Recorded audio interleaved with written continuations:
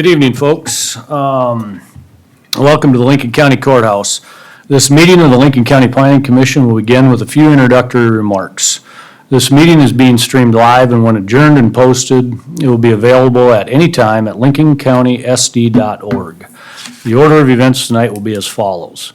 For each public hearing, staff will introduce the agenda item and present a summary of the staff findings. The applicant will then be asked to explain their proposal in further detail and to answer any questions from the County Planning Commission. I will then open the floor to public comment. First for persons in support of the application and then for persons in opposition of the application. When you step up to the podium, please state your name, address, and speak clearly into the microphone. Please limit your comments to less than 5 minutes. Lastly, decisions on rezones will be scheduled for an additional public hearing during an upcoming Board of Commissioners meeting. The decisions on conditional use permit applications may be appealed to the County Board of Commissioners by submitting a letter to the County Planning and Zoning Office within 5 business days. Thank you for your cooperation. We'll first take roll call. Commissioner Boots? Here. Commissioner Jungling? Here. Commissioner Schmidt? Here. Commissioner Green? Here. Commissioner Scott is also here. We'll now approve the meeting minutes from last month unless there are any corrections. Take a motion and a second. So moved, Green. Second, Jungling. Okay, it's been moved, properly seconded. All in favor, aye. Aye. All opposed, same sign. Motion passes. Now we'll approve the meeting agenda unless there's any changes. Are there any changes, Mr. Brown? No changes, Mr. Chair. Okay, can we get a motion and a second to approve the agenda? Motion, Boots. Second, Green. All right, it's been moved, properly seconded. All in favor, aye. Aye. All opposed, same sign. Motion passes.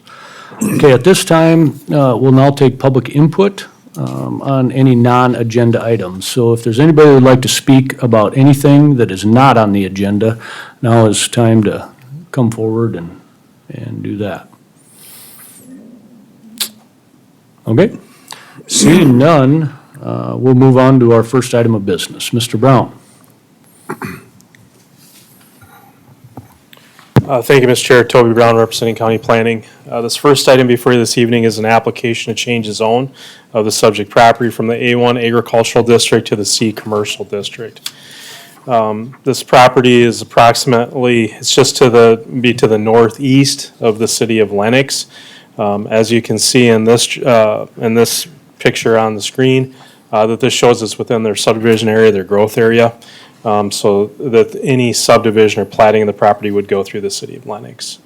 Comprehensive plan, the current comprehensive plan identifies the subject property as future agricultural area, and I'll get back to that a little bit more in the staff analysis. Subject property is 4.85 acres in size. As you can see, it is zoned A1 agricultural. This property was recently replatted. The property adjacent to the east was where the farmstead was or is.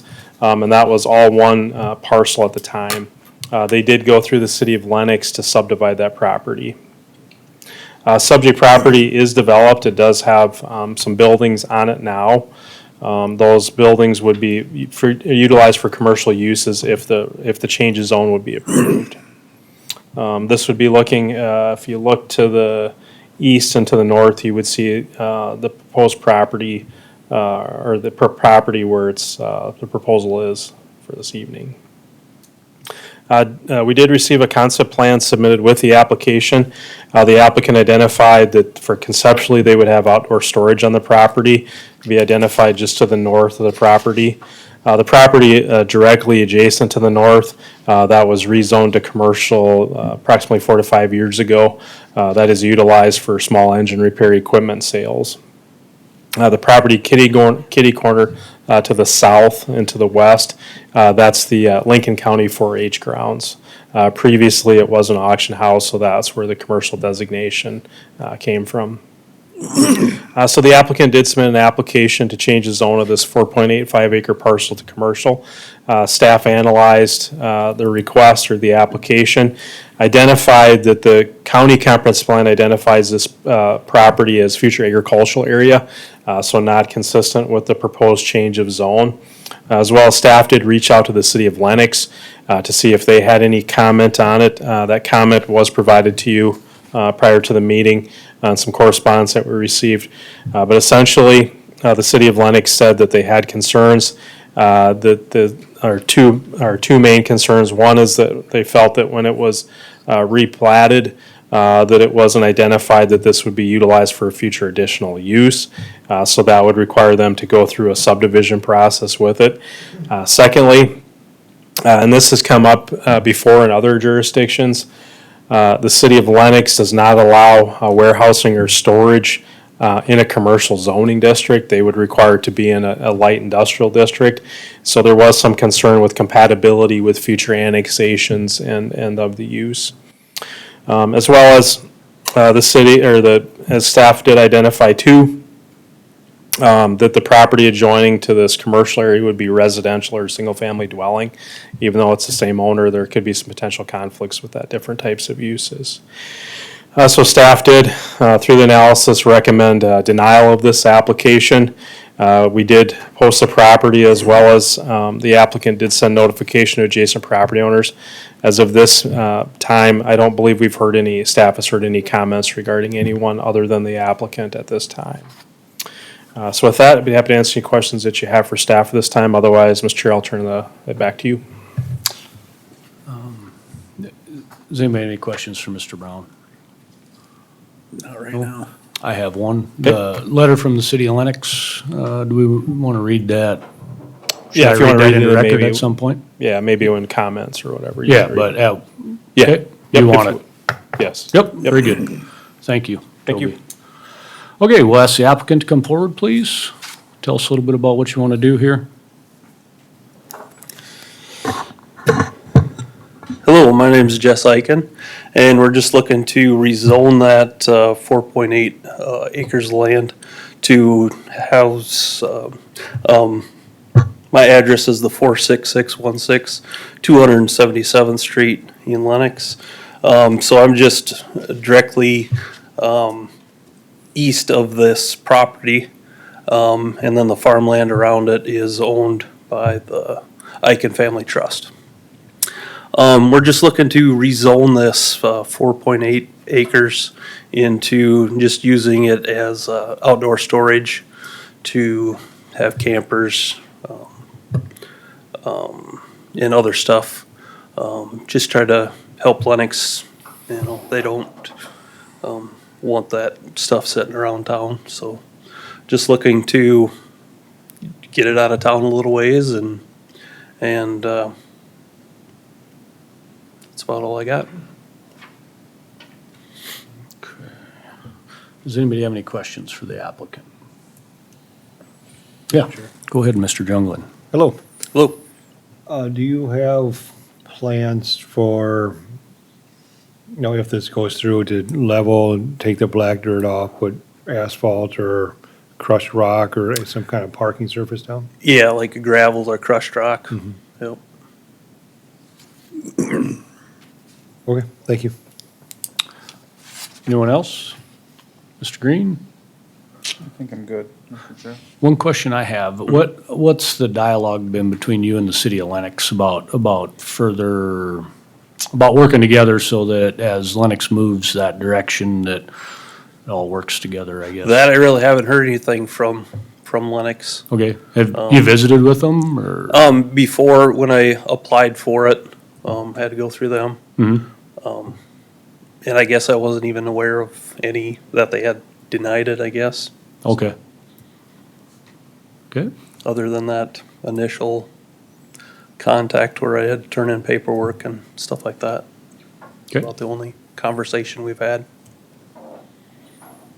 very good. Anyone else? All right, thank you, sir. Thank you. Okay, now we'll ask anybody else, or anybody that is in favor of the application to please come forward.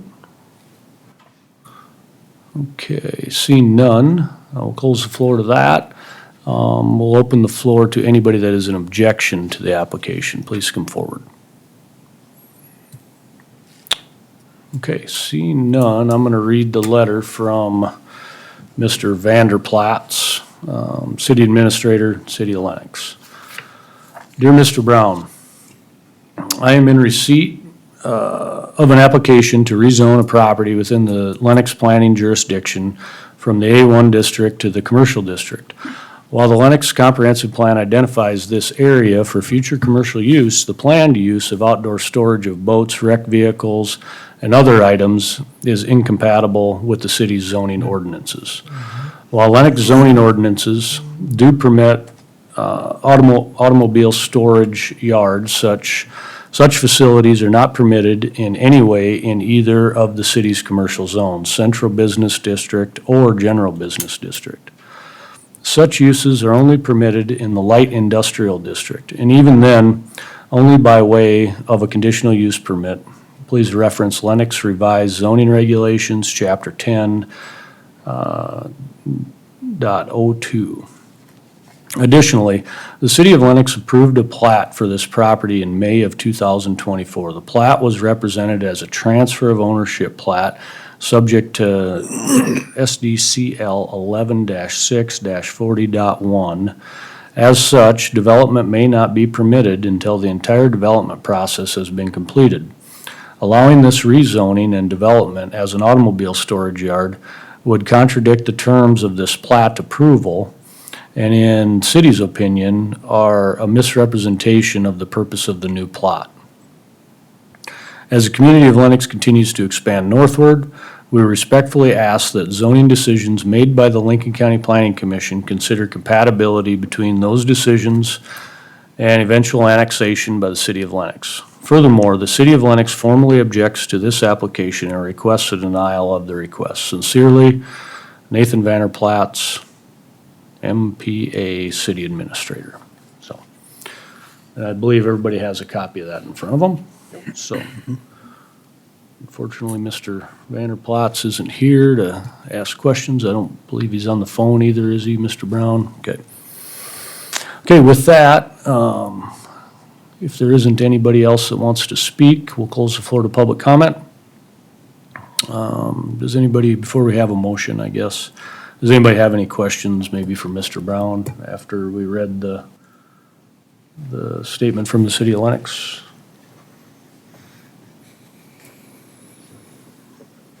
No? No? Okay, very good. So we'll entertain a motion for approval, a second, and we can have some discussion. I'll make a motion to approve. Green? Okay, Second, Jungling. all right, it's been moved, properly seconded. What do you guys think?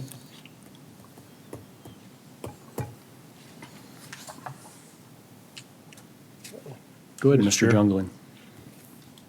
So I'm all about utilizing land, and obviously storage is a needed thing for pretty much everybody. We all know how much I like garages. Big garages. But also in something like this, I think I need to respect the city of Lenox and their opinion. As cities grow, we all know how hard it is to grow into something that doesn't conform with their plans.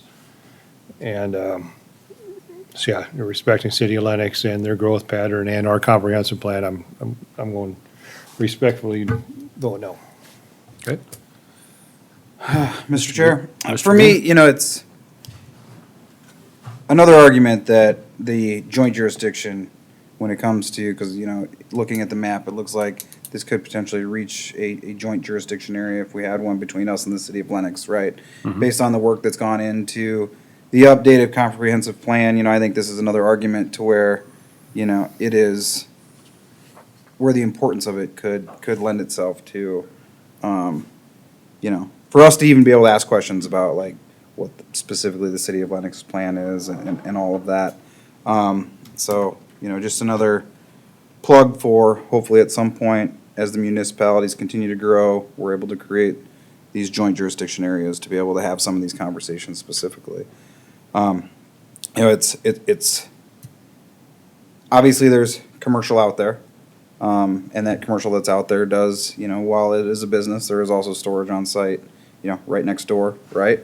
You know, so that's for me, I think, some of the struggle. Now, you know, understanding rezones and the approach that we've taken in the past regarding rezones and the importance that we place on the city's input, specifically this close to town. Much like Mr. Jungling, I'll respect the city's position on this. But I do think this would be one of those examples where that joint jurisdiction area would have been beneficial for us to have more robust conversation regarding the use. Thank you, Mr. Green. What else? Mr. Boots? I guess I don't have much more to add other than what's already been said, and we've spent this time with these new plans. The cities are working on their plans. And again, I'd like to respect the city of Lenox because with their letter here, we don't need to end up with another hodgepodge of stuff. This is commercial, this is light industrial, and so I will not be for this. Okay, very good. Scott? Yeah. I know Schmidt. the property very well, and had the city of Lenox, I'll join the chorus, not objected to this, I think I would have said it would probably a good spot for it, actually, because there are several Quonsets up there now, there are lots of material up there. But in order to keep in a harmony situation and being consistent with the growth patterns that the city has paid out, or planned out, I should say, I will vote no on this, denying this, and support Lennox's our appeal. Okay, very good. Yeah, I'll just close with 100% not against with what you're wanting to do and completely see it. One of the things, just to give you a little background on what we've been dealing with the last year, maybe two, is that we've really been trying to mesh these up so that they work with the cities. So when the city gets there, it's annexable, right? And just this is a perfect example where our zoning maybe doesn't match what the city of Lennox's zoning is for this use. And so therefore, if we were to do this, which as some of the commissioners have said, maybe without objection from the city, it would have made sense. But if we would have did this, it would have made it much more difficult and muddy. Or if we were to do this, it'd make it much more difficult and muddy when the city gets there and goes through the annexation process. And this was to become part of the municipality. And just for that alone, based on the other ones that we've encountered that are similar to this in the past year and we've denied, and really encouraged more dialogue between the applicant and the city. And I think what we found is that when that happens, that generally you can come to some kind of a solution that makes it work for you currently and gives it a path for the city when they do get there. So with that, I will also have to vote no tonight. But it isn't because I don't think what you're wanting to do is a bad thing. I think it's just we're in a spot where you and the city of Lenox need to decide what's best for that property. And I don't think it's the county's job right now to prematurely decide for them. So with that, I'll call the roll. Commissioner Boots? Nay. Commissioner Jungling? No. Commissioner Schmidt? No. Commissioner Green? No. Commissioner Scott is also a no. So thank you, and hopefully you guys can get something worked out. All right, Mr. Green, would you? The other color. Mr. Brown, would you like to move on to number 2? Okay, thank you. This next item before you is a conditional use permit. This is for a building eligibility transfer. Subject property is a little over 7,000 square feet, or 7,000 feet to the south of the city of Worthing. Oop, I'm the wrong one there. Go back to this one there. About 7,000 feet to the south of the city of Worthing. Subject property, these are actually 2 split parcels. It'd be the these two parcels are split right there, but we combine them to show when we do the notification of it. Both parcels, the parcel this is the parcel to the west that is transferring the building eligibility to the parcel to the east. Existing parcel that this eligibility is on does have one developed building eligibility on it. And this, be moving one building eligibility over to this piece here, which then would have one, and the sending parcel would have two building eligibilities remaining on it. Subject properties are, as you can see, are developed with a farmstead and two single-family dwellings to be the property to the east. And again, the property, the sending parcel has one single-family dwelling on it, otherwise it's primarily agricultural property. So the applicant, as I said, did send or submit an application. The purpose for this application would be for an inheritance down the road. And so there is criteria for building eligibility transfers, as you are aware. This application does meet the criteria for transfer as is, and then as conditioned, it will fully meet all of those requirements. As you're aware, we typically put a condition that once it's platted, and then once they have access approval, that would meet both of the requirements that would not be part that are met today currently. So with this application, the applicant is proposing to transfer one building eligibility from 098.50.15.3000 to parcel 098.50.15.4010. Again, this is does meet the requirements for it. Staff did post a property, as well as the applicant did send notice to adjacent property. As of this meeting, as of this moment, we have heard no comments regarding this proposed application. With that, Mr. Chair, I'll turn it back to you and answer any questions that you have for staff at this time. Does anybody have any questions for Mr. Brown? This building eligibility, Toby, that's is it a single-family dwelling, or is it a commercial building, or what kind of eligibility would you classify it as? So it allow for a single-family dwelling to be built on the property that's being transferred to. Okay. Yeah. Thank you. I should say too, is staff does recommend approval of this with the three conditions that were listed in the staff analysis. All right, anybody else? Okay, All right, very good, thank you, Mr. Brown. Okay, we'll ask the applicant to come forward, please. Tell us a little bit about what you want to do.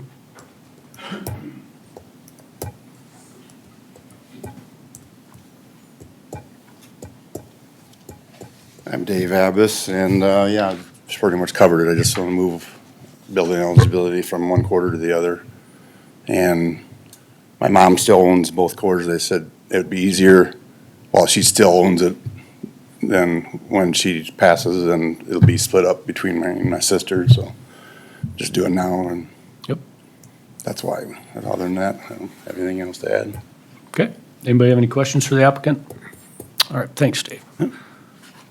All right, with that, we'll go through the motions here. Is there anybody that wants to speak in favor of the application? Please come forward.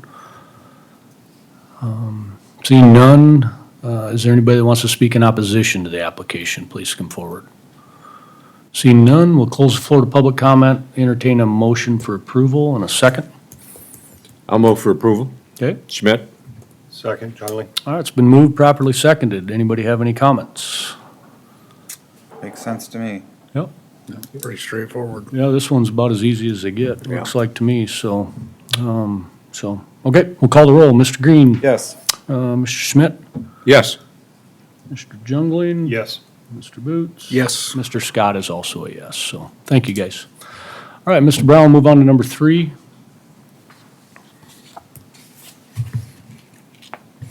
Okay, this next application is a conditional use but to transfer a building eligibility for a single-family dwelling.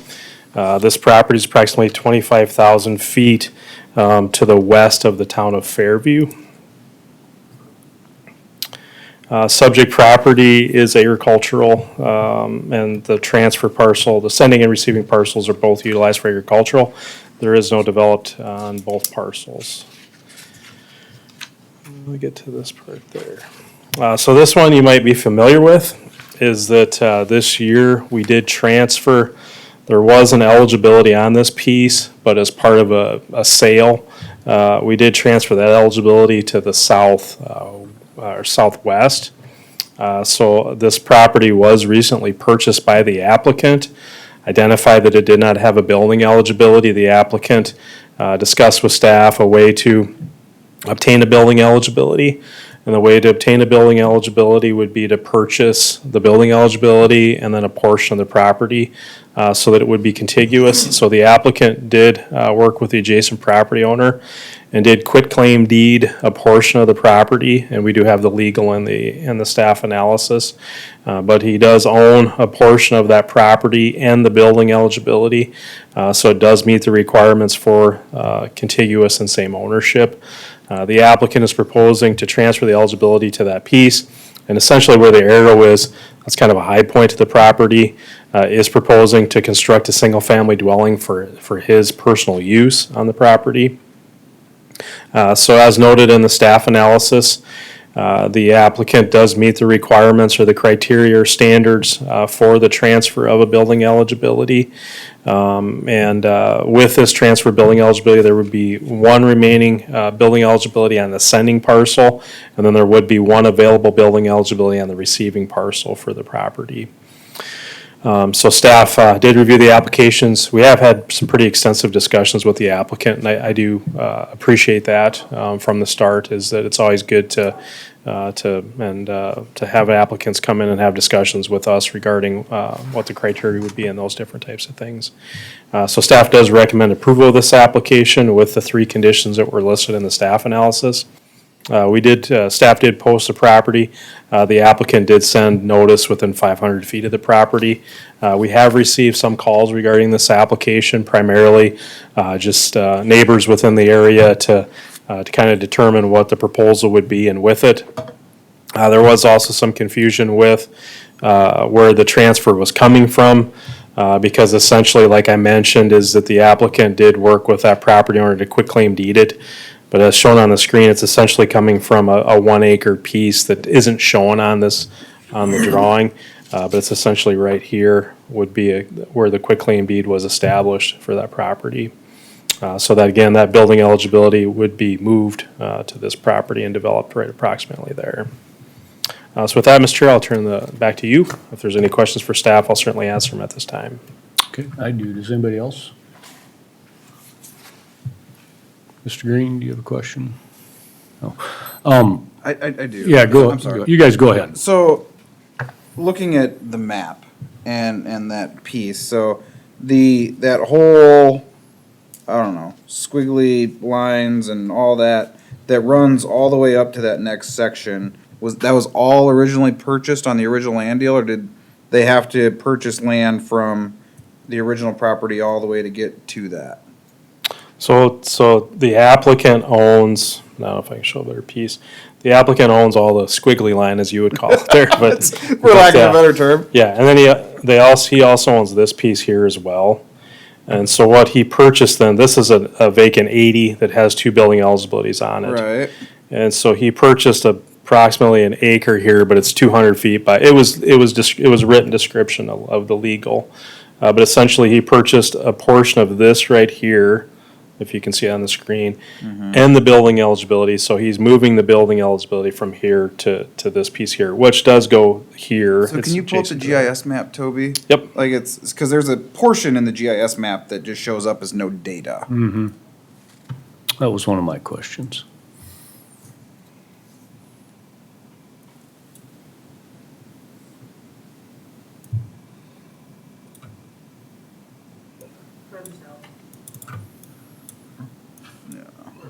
Right there. A little bit west. West. A little bit west.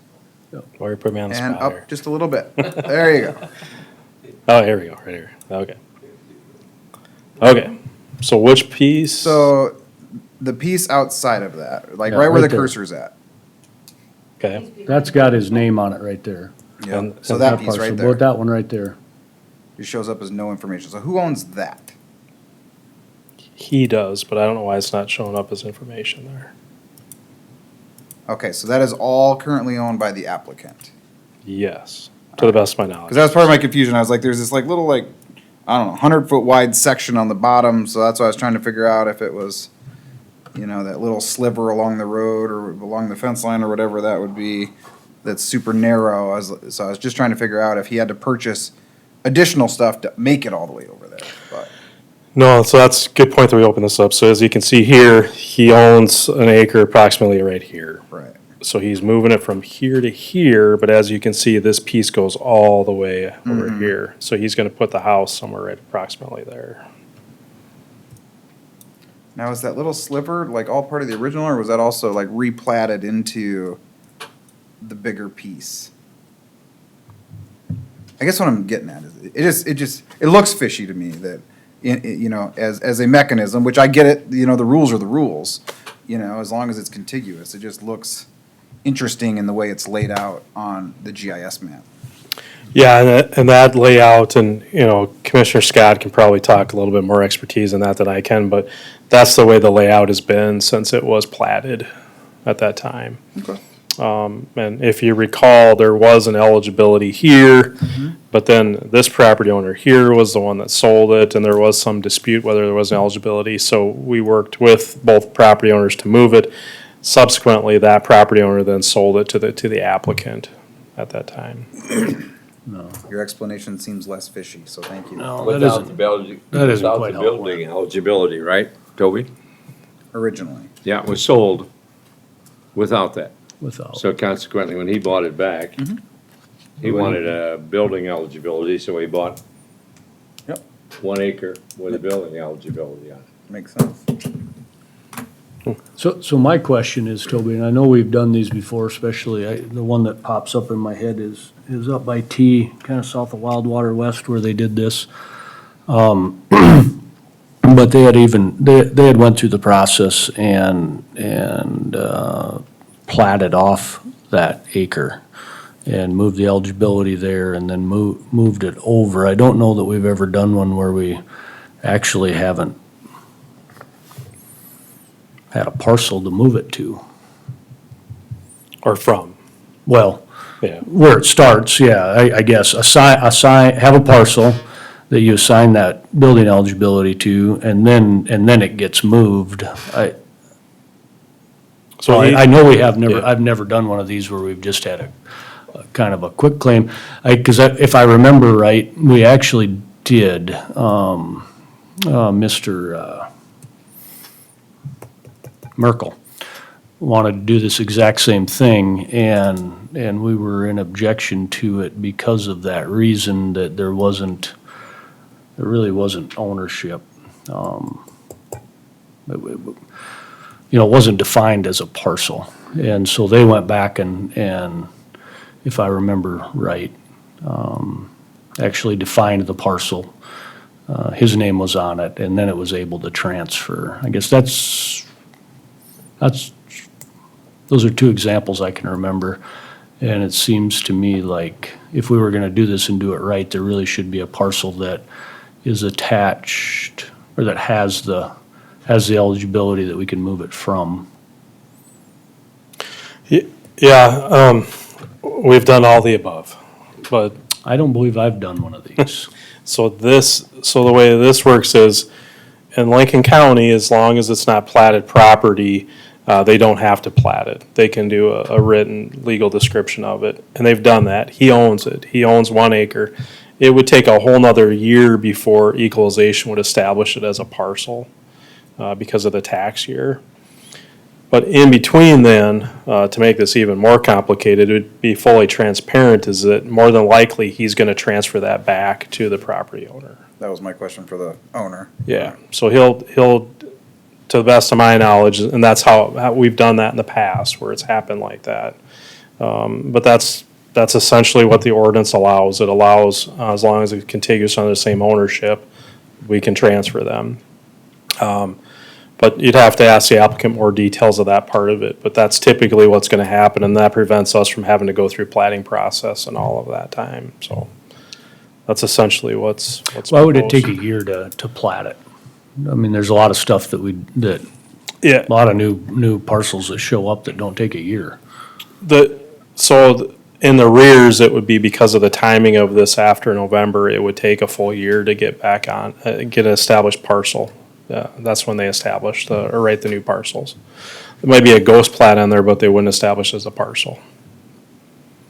Full, or parcel ID with it, associated with it. So, So you can own a piece of property for a year before it's identified? before it's a new tax ID, yes. Toby, I have a question. Interesting. I was taking notes, and it said that it has 2 other eligibilities on this property. The 80 has 2, but it would have 1 after it's You- moved. That's yeah. the 80 that he bought? A portion of the from. 80, yeah. Okay, all right.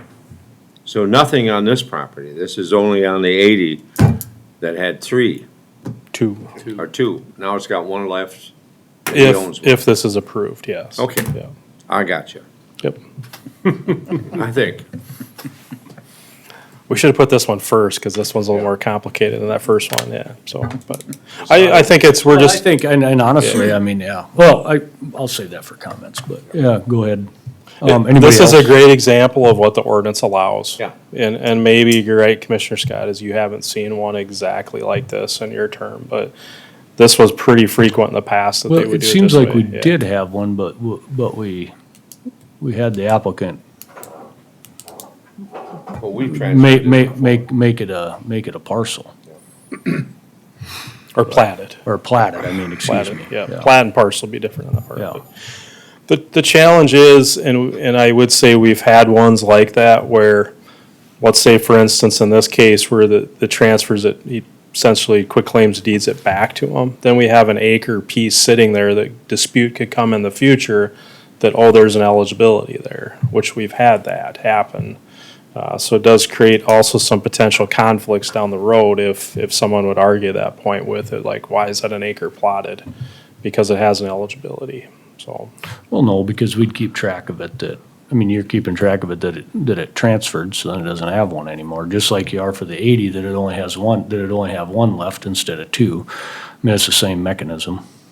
We do track it, but realtors don't track it, and they sell property every day without contacting our office. So potentially could happen, yeah. Well, no more than they could sell the 80 and say they have 2. True, yep, Yeah, I mean, it's the same thing. yeah, yep. Yeah. So staff does recommend approval of that with the 3 conditions listed in the staff analysis. Okay, any other questions? All right, very good, thank you, Mr. Okay, Brown. thank you. Okay, this time we'll ask the applicant to come forward, tell us a little bit about what you want to do, or what you're thinking here. Hi, I'm Steve Sherman, and I don't really care for the squiggly lines either.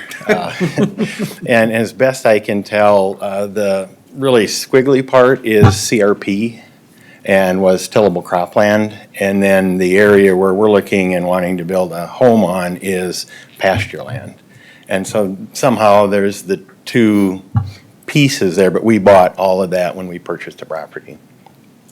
And the goal is, we've got kids in Sioux Falls and 6 grandkids. One was just a couple weeks ago and one a couple weeks from now.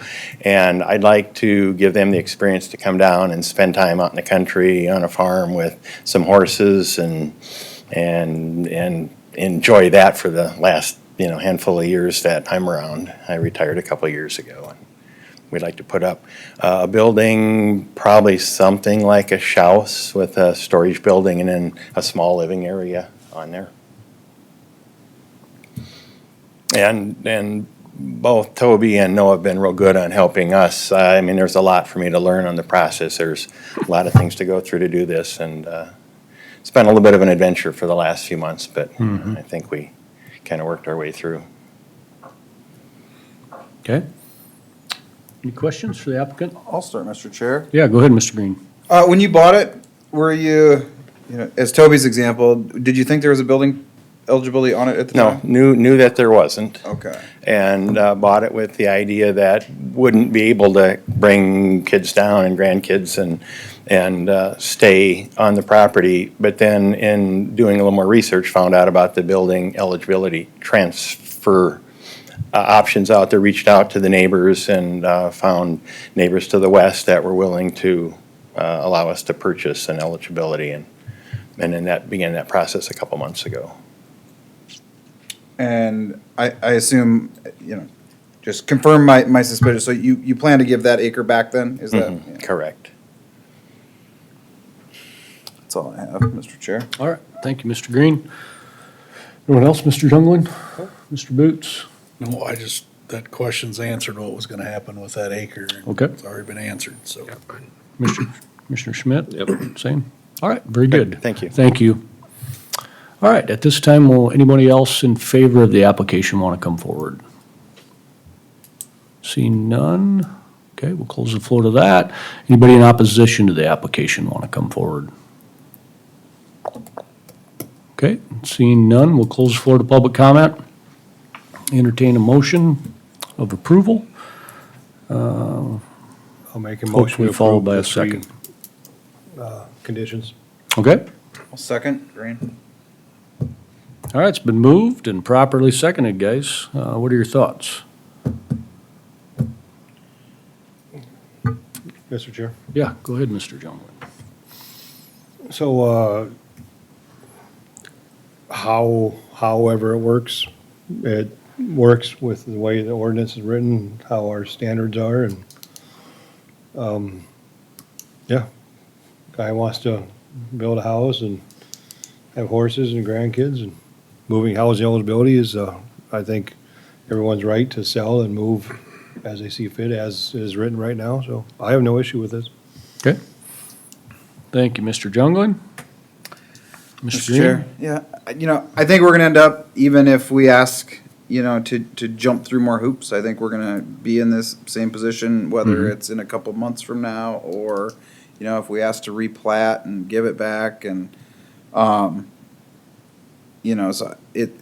at first, like, as I looked at it, it did all seem very much suspicious to me in the way that it was working, but the way it's been explained, the way the ordinance works, I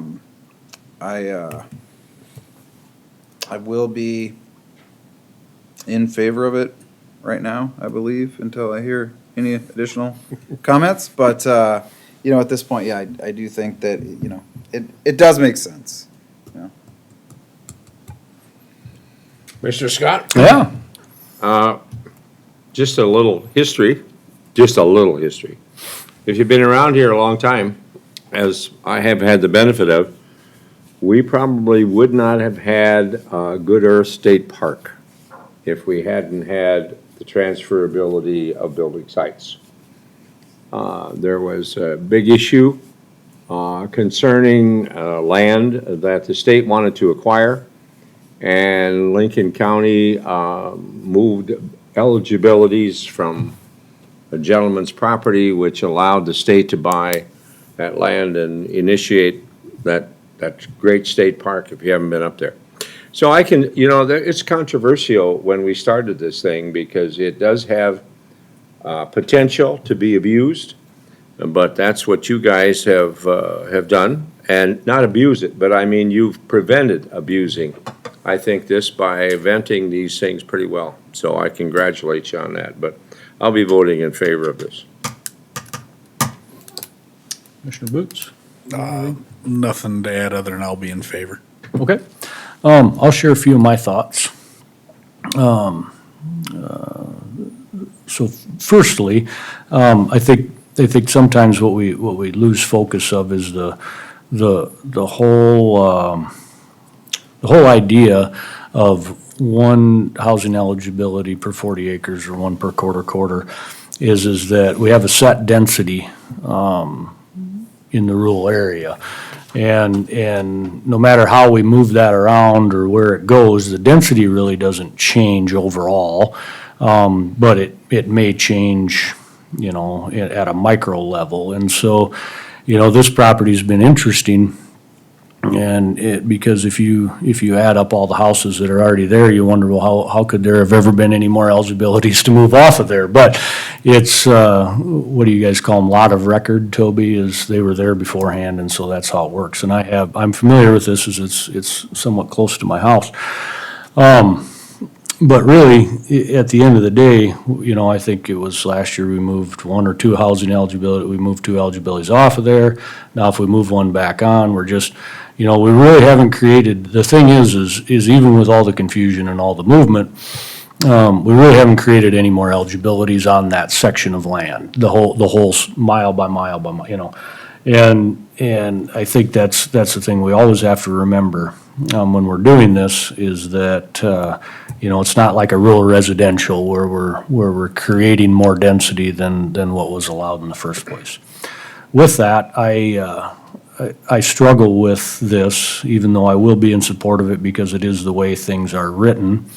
I don't believe at all that this was the intention on how this was supposed to be used.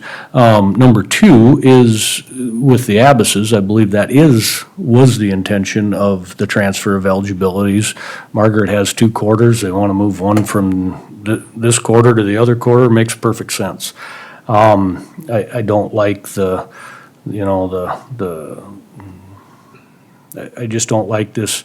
We quick claim something, transfer something over here, we give this back. I mean, I don't think if we go back and we really look at the intent of what the transfer of eligibilities was, I don't think this was it. And I would encourage the county commissioners, Mr. Schmidt, as we look over our comprehensive plan, that maybe we could clarify and remove some of the gray areas in these, you know, in how we do these transfers in the future. But that's just my 2 cents going forward. But, so I will be in favor of it as well, just for the main fact that it really doesn't create any more density in that area than could have already been there. I mean, this gentleman could have just as easy bought 5 acres from Marlon Coleman and built a house on his side of the fence. It's not really gonna be any different, so. With that, I'll call the roll, or go ahead, Mr. Junglin. Yeah, thank you. Just one more comment that you brought up too. And, well, one other point I'd really like to applaud Toby and the staff on is item or condition, condition number 2, where basically you have to go back to the township, you know, and make sure they allow access to the road and all that. I think working with the townships is very important. Having that clause in there really prevents anything from going bad or too much congestion on one road or whatever happens there. So I really do think that's a great condition. Yeah, I'll just skip number 2. I was going to add on to yours, but Oh, go ahead. we're not doing debate, we're doing. We got lots of time. Over here. We'd love to hear your thoughts, Mr. Junglin. Yeah, no, I you know, and I know you're saying quick claim and all that sort of stuff, but on the other hand too, people have land rights, and part of the land rights are the housing eligibility. So if someone could financially gain off something that's been in their inheritance or family and do it the right way, I don't know if it's our right or our ability to say, we're gonna limit that. You know, if the section 80 to the next, and they had no intention of ever doing, they had an opportunity to make some money and to transfer it over to a good family who they build a relationship with and all that sort of stuff. I don't know if us putting more rules in place to prevent something like that is necessarily a good thing. Yeah, and I just think that, I guess my comments were is, you know, we talk a lot about precedents when we make decisions here and what that looks like. And I think in this case, it's 100% harmless. And I think what Mr. Sherman is gonna do is awesome and welcome to the neighborhood. But I look at how this mechanism could be used in the future to mass move eligibilities into one concentrated area that maybe somebody got denied a rural residential for, or something like that. And then how do we look at that any different than we look at this, I guess. That's my fear. You know, when you're actually taking a piece that's physically owned and platted and moving them from that piece to the other piece that you physically own that's platted, it is some checks and balances, and I don't think it's necessarily that I'm trying to restrict, that my thoughts were that I would want to restrict people's economic potential. Just don't want something that was meant for good to get completely out of control. Yep, I do agree, and I think that's where we can just say no. Yeah. We smell something fishy, to say. Yep. We just say no. Yeah, I'd agree. So, okay, very good. Thanks, guys. We'll call the roll. Commissioner Boots? Yes. Commissioner Jungling? Yes. Commissioner Schmidt? Yes. Commissioner Green? Yes. Commissioner Scott is also a yes, so, thanks, guys. And I think that's it, Mr. Brown, for applications. I gotta get to my.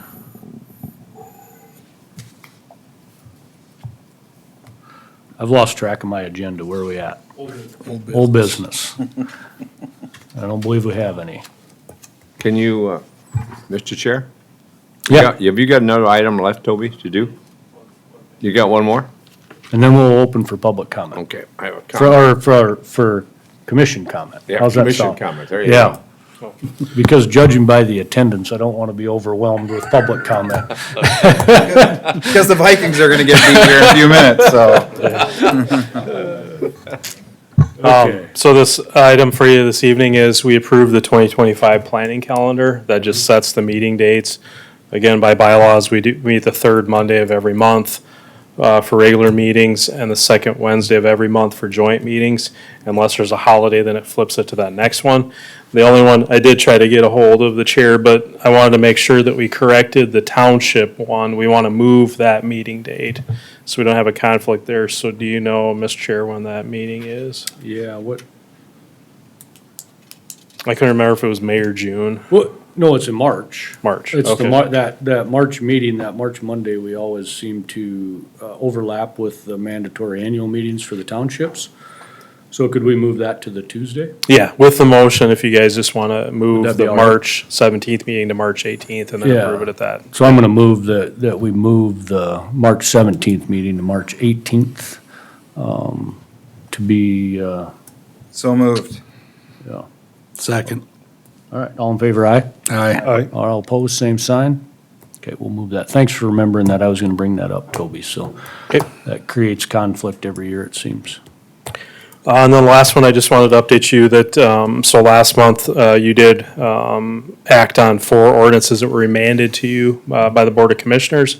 All 4 of those ordinances received a first reading last week, and all 4 of those will receive a public hearing on December 24th. That is a regular meeting of the Board of Commissioners.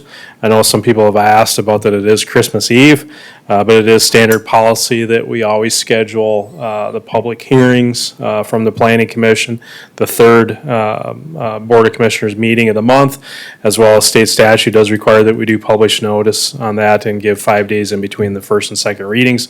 So it just always falls on that third meeting.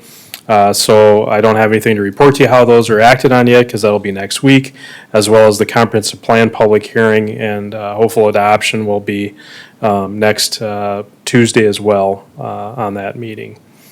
So there, again, another thing I'd point out is that the Planning Commission did recommend approval of ordinance number 3 and 4, recommended denial of ordinance number 1 and 2.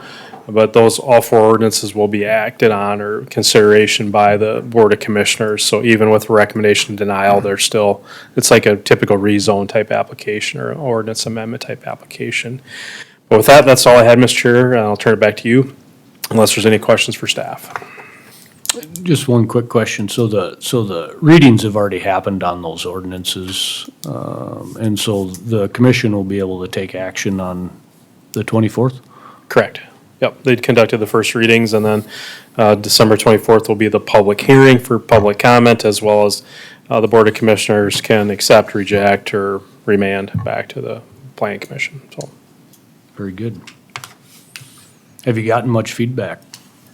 No, I mean, no, not that I'm aware of, but you're all glad to show up on December 24th if you want to come. I was to gonna that ask meeting, that. so, What yeah. happens, or do we violate open meeting things if Yeah, I probably Three of want to us make are sure there. there's not a quorum there of the planning commissions. I'll volunteer not to come. And what would that, what would it be, 3? Four. So if 3 of us showed up, it would be fine? Yeah. Okay. All right, very good. Okay, thank you. Thank you, Mr. Brown. Okay, with that, Commissioner Schmidt has a few things he would like to say. Well, thank you, Mr. Chair. Last week, probably the most contentious issue facing the county directly that we have responsibility for is the pipeline. The prison is something that has come upon the county from the state, and that will work its way through the courts, litigation, where that's at. I think that, I'm not here to talk about that. But I wanted to compliment our planning and zoning board because I watched the proceedings last week. I wasn't able to be here. We had a little date with this knee thing. But anyway, I got a chance to watch you guys in action. And I hope that people understand that you're appointed by commissioners, but you're the safeguard of our comp plan. We have these private citizens who donate their time and talent, and they get a pittance for compensation for coming to these things. But those are the ones that really look at the future for our county. Commissioners, may think they do, we set policy and we act on that, but it's the citizens themselves, you guys, that really are the ones that initiate, that follow, that look at our comp plans, look at all the details. And when you guys went through the and Marlene was here as well, excuse me, but you looked through 4 proposals on pipelines. And what impressed me was you took the time to really digest all 4. I mean, there wasn't any rush to judgment, so to speak. And I know you did pass the last 2. That was the recommendation to come to the county.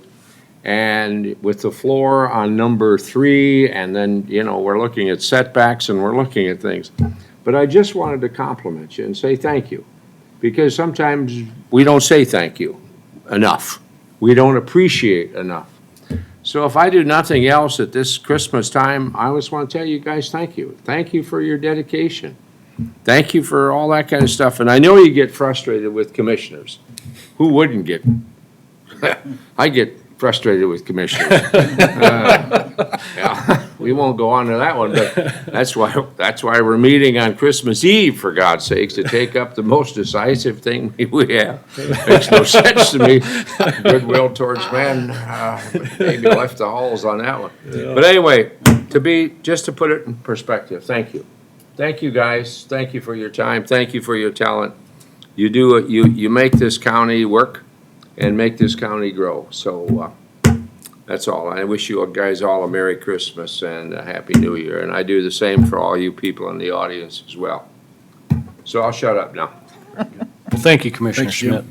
We sure appreciate the kind words, and I will just say thanks to everybody else too. That the whole carbon pipeline business has been it's been long. It's taken a lot of time, and I think at the end of the day, we've put a lot of thought and effort into it, and excited to see how it turns out. So thank you, guys. So with that, if nobody's got anything else, we'll look for a motion for adjournment. So moved, Green? Second, Boots. All right, it's been moved, properly seconded. All in favor, aye. Aye. All opposed, same sign. Okay, meeting's adjourned. Okay.